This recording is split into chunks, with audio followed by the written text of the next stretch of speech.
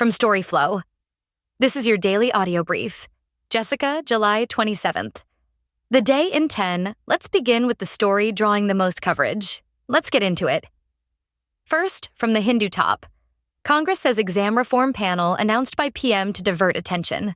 The opposition party said the Modi government has still not finished implementing the 101 recommendations of the Radhakrishnan Committee formed in 2024 after it bungled multiple examinations, including NEET-UG. Next. Second, from NPR News. With just a few primary elections to go, the competitive Senate map keeps shifting. For Democrats to take control of the U.S. Senate, they have to flip 4 seats currently held by Republicans. Republicans, meanwhile, are playing defense, and pickup opportunities are harder to find. Image credit, Samuel Corum. Up next. Third, from Bloomberg top. China's crude imports in July poised to rebound from decade low. China's crude imports this month are expected to rebound from the lowest level in more than a decade after flows through the Strait of Hormuz accelerated and refiners increased purchases of Russian oil. And then, fourth, from Bloomberg top, China chipmakers see 2.580% profit jump as economic split widens. China's industry saw profit gains slow for a second month, even as sectors benefiting from the tech boom enjoy a windfall, adding to evidence of an uneven recovery for companies across parts of the world's second biggest economy. Next. Fifth, from Bloomberg top, Pakistan-administered Kashmir election.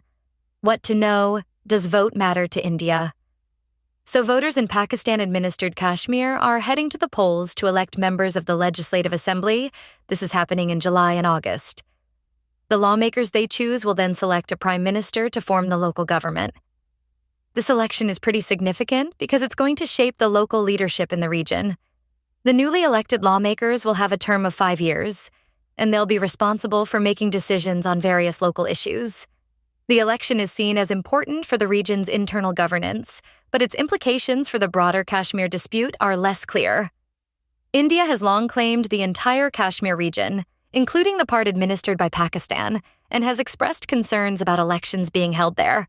It's worth noting that the election is largely seen as a local affair, with voters focused on issues like economic development and public services.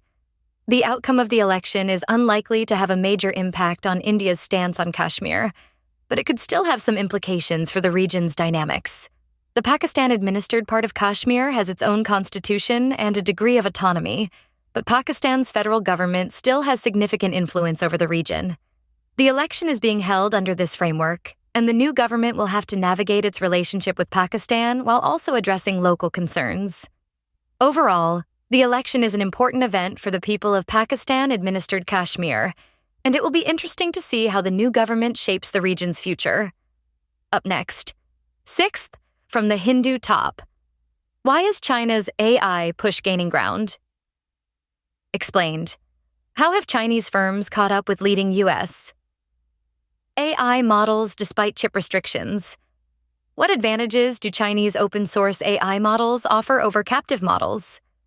How has Beijing supported the growth? What challenges could China face in the future? And then, seventh, from Olga Lautman, Russian Digest. Romania has said it is summoning Russia's ambassador after the NATO member's military shot down a third drone in as many days.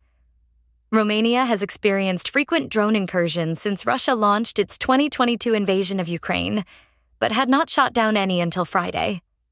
On Sunday, a Romanian F-16 fighter jet shot down a drone over the Black Sea.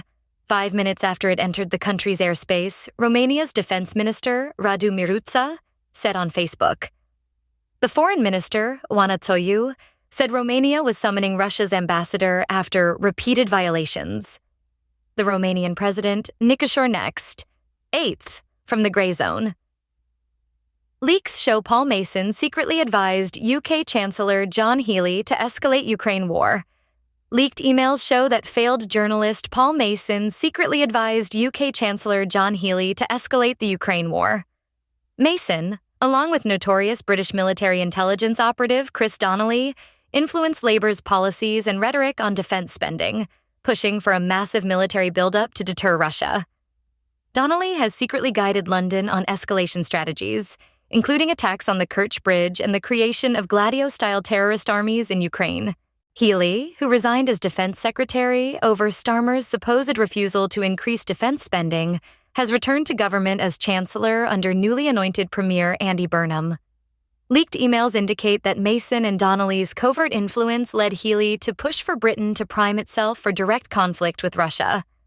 As chancellor, Healey can now fund their apocalyptic vision of a massive military buildup. Mason and Donnelly exploited their high-level access to Healey to foment wider support within the Labour Party for aggressive policies on the Ukraine conflict. Donnelly advised Healey to support dangerously escalatory actions, arguing that if Moscow was provoked, so be it.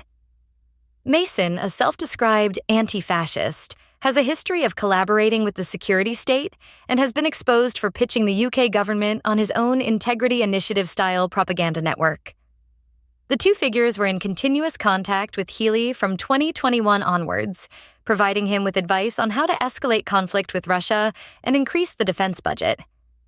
Emails reviewed by the Grey Zone show that Mason and Donnelly were secretly counseling Healey on how to fund Britain's military to the hilt at the expense of the country's social sector.